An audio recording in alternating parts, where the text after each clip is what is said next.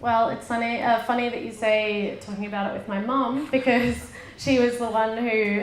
recommended our supplier in the first place. So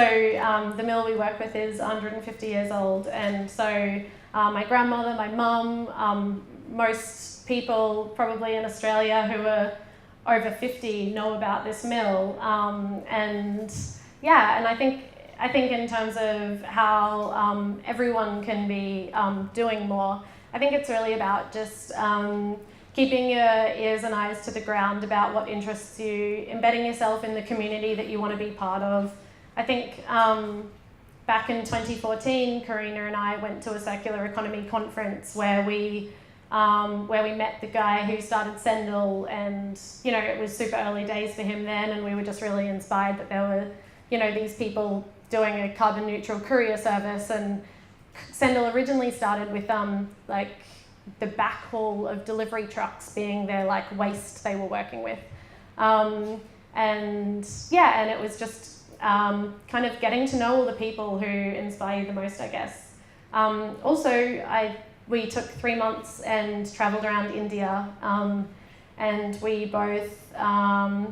had a really nice holiday, but we also did a lot of research into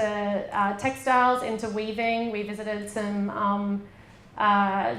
weaving villages and kind of got an understanding of the textiles industry on a global scale, to then be able to kind of feel like we know what it would take if we needed to scale, what we'd feel comfortable with in terms of how business is done in other parts of the world, what we kind of expect from the industry, and also how we know that we want to make it better, and what gaps there are, and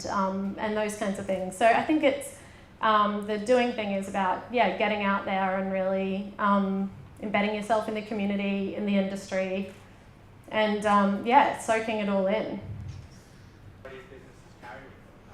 Well, the food industry is a big one, because composting is inevitably turning food waste into a resource which grows more food. So there are some really cool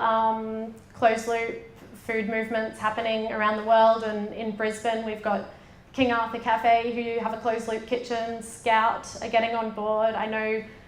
the Scratch Bar are also using all their peanut shells to get trucked off to a farm, and this is all happening with a guy called Phil Garozzo, who he runs a company, and he literally works with cafe waste to turn it into food that he then takes back to the cafe and they can give to us on our plates. I think other exciting closed loop companies, there's a bit happening in tech. Like there's a mobile phone called a Fairphone, and this is a phone that you can completely take apart yourself. So if one thing breaks, you can just order that specific part and replace it, and in that way you're not kind of like with an iPhone having being forced just to turn the whole thing in and buy another one.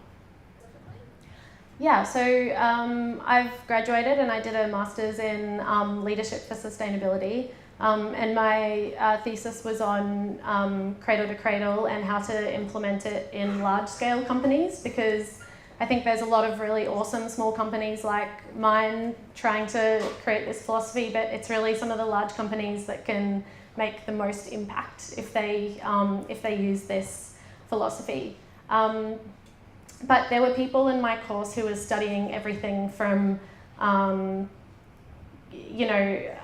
water development products in the,